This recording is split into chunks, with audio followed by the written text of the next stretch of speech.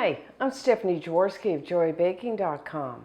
Today we're going to make M&M cookies, and this is what they look like.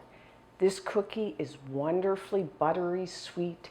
The edges of the cookies are nice and crisp, yet inside they are soft and chewy. And of course we have lots of M&Ms sitting on top. If you live in a place that doesn't have M&Ms, don't worry, just use Smarties, then you can call them Smartie cookies. So the first thing that you will need to do is to preheat your oven to 350 degrees Fahrenheit, which is 180 degrees Celsius. And this batter is really a chocolate chip batter, cookie batter. The only difference is instead of putting chocolate chips in the batter, we're going to put M&Ms on top. So if you have a stand mixer like I have here, use your paddle attachment. You could use a hand mixer, or really you could use just a large bowl and a wooden spoon, just mix it by hand. The first thing that you will need is 3/4 of a cup, which is 170 grams of butter. I'm using unsalted butter. You could use salted, just leave out the salt that's in the recipe. Have your butter at room temperature. Put it right in there. My butter's not quite at room temperature, so I'm going to beat it just for half a minute or something, just to soften it.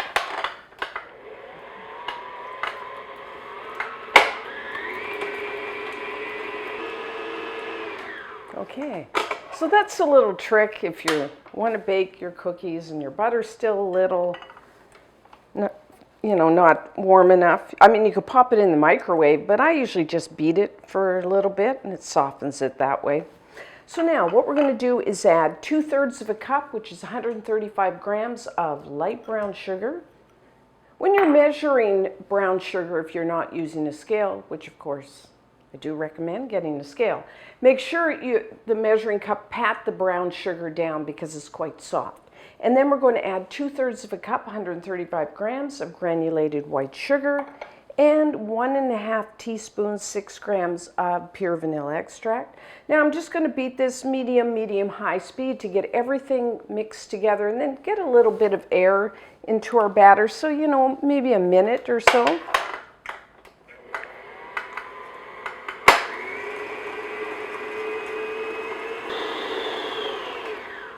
Okay.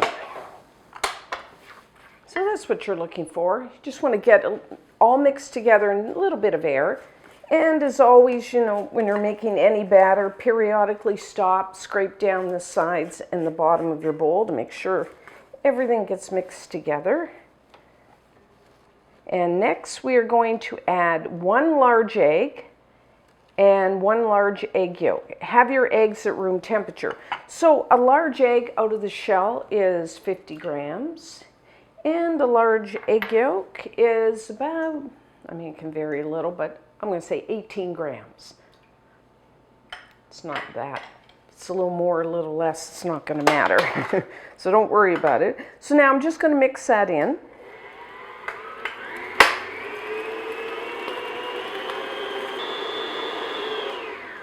Okay, looks good. As you can see, this is not a difficult batter. If you've made chocolate chip cookies, you will recognize this. Okay. So now for the dry ingredients, in a separate bowl I have 2 cups, which is 260 grams of all-purpose flour, plain flour. And to that I'm going to add 1¼ teaspoons, 5 grams of baking soda.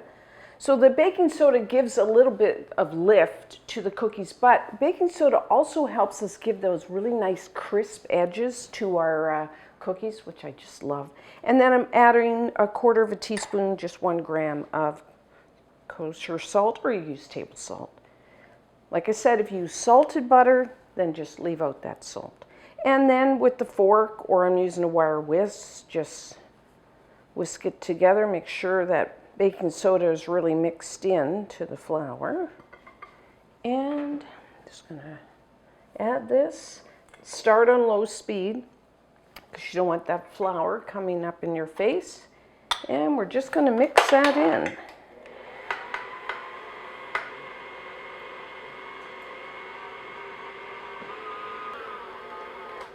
Okay, we are done. I don't add any any M&Ms to my batter. You could, but I put mine all on top, as you can see here, because I think it looks pretty cool like that. But if you like a lot of M&Ms, you could fold some in like you would chocolate chips. Now, if your batter, mine's not too bad. If your batter is really soft, then you might want to cover and refrigerate it, maybe an hour to firm it up. I think mine's okay. I'm going to try anyways. It should be okay. And you can actually cover and refrigerate this batter a couple days. So if you didn't want to bake them all off now, if you like, freshly made cookies, then just leave it in the fridge a couple days and then bake off when the kids want it. And actually, you could even freeze the batter. That's another option. So I'm just going to make sure, mine is firm enough. So you will need a baking sheet. As you can see, I've lined mine with parchment paper. You could just lightly butter it or spray it with one of those non-stick sprays if you don't have any parchment paper. Okay. So now, as you can see from the beginning, I like big cookies, kind of like what you buy in a bakery. I think it's because if I just have one cookie, I don't feel so bad. If I make them little, then one's not enough. Whoops. So I use two heaping, if you want to use a tablespoon, 2 heaping tablespoons of batter. If you had like this cookie scoop or ice cream scoop, whatever you want to call it, you could use that. Or what I always do is a scale. And I'm using 40 grams of batter for each cookie. The important thing, whatever size you want to make your cookies, is to have them all the same size. If you weigh them, that way you really know, 40 grams if they're all 40 grams. So once you have your amount, roll it into a ball. And then I'm only putting, because they're big cookies and they spread a bit, I'm only putting 6. So just put your cookie on there, flatten it down like that. It's about 2.5 inches, which is maybe about 5, 6.25 centimeters. And then M&Ms. So altogether, you're going to probably need a cup and a half of M&Ms, which is 200 to 300 grams, depending on how many you want to put on there. Or, like I said, Smarties. And then what I do is, this would be a great job for the kids. Just place them on. Just gently press them in. I cover the top totally because the cookies spread out. I grew up in Canada, and when I was a kid, I don't remember ever seeing M&Ms. So we had Smarties. And they're similar in that they have the candy coating on the outside and the chocolate in the inside, but the candy coating plus the chocolate is different depending on which one you like. I'm not going to say which one is my favorite. I'll leave that up to you. But the recipe, when I moved to the States, I came down and my recipe was actually for a Smartie cookie. But now I use M&Ms. So that's what I'm doing. I like lots. So just put that, and I'm going to carry on.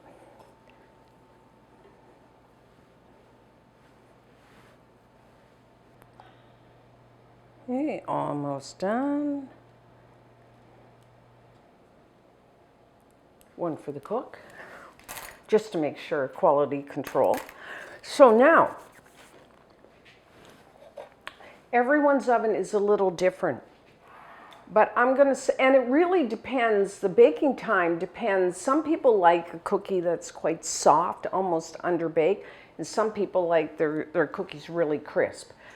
So depending on your oven and depending how you like your cookies, I would say somewhere between 11 and 14 minutes. Rotate your baking sheet front to back about halfway to get even baking. The way I like them is around the edges. They're going to spread around the edges, golden brown and set. But the centers, I like them still a little soft. So that way you have crisp edges and then a little soft and chewy in the center. You can kind of do, if you're not sure, you can not bake as many, do like a test bake and just do a couple cookies so you can get your baking time down. But I would say somewhere between 11 and 14 minutes.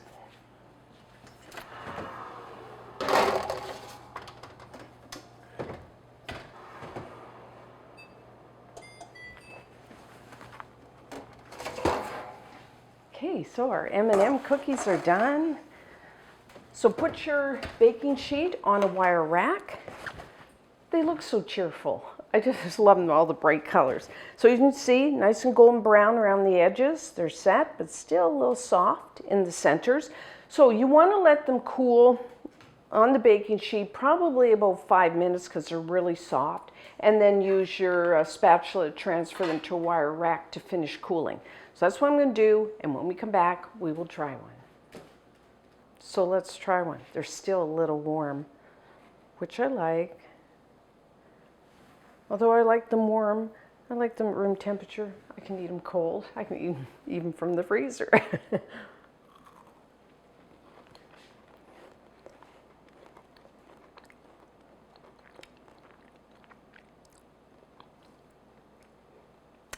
Really good. If you like I said, this is the same batter I use to make chocolate chip cookies. So if you like chocolate chip cookies, you're going to love this. The edges, Carrie's very interested in this. The edges are nice and crisp. I love that. But the centers are very soft still. Like I said, you can experiment with the baking time depending. If you want the whole cookie more crisp, then bake them. I actually did in my oven, just for reference, 11 minutes. That's the way I like them. But if you like them like a little crisp all the way through, you could bake them maybe a minute longer. But experiment with your oven. As you can see, you know when we first made them, I jammed all the M&M on top of the cookie dough, but you can see how they spread. That's why I put so many. If you don't want as many M&Ms, you could use less or flatten them a little. Or you could even add, like I said, the M&Ms or Smarties. Don't forget the Smarties into the batter. I like them with Smarties. I like them with M&Ms. Like I said, they're good freshly made, of course.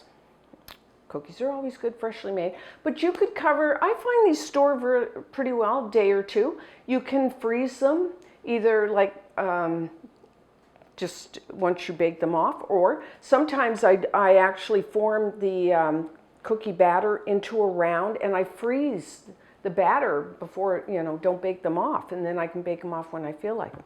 Anyways, you need to make these. Your kids will love you. And until next time, I'm Stephanie Jaworski of JoyBaking.com.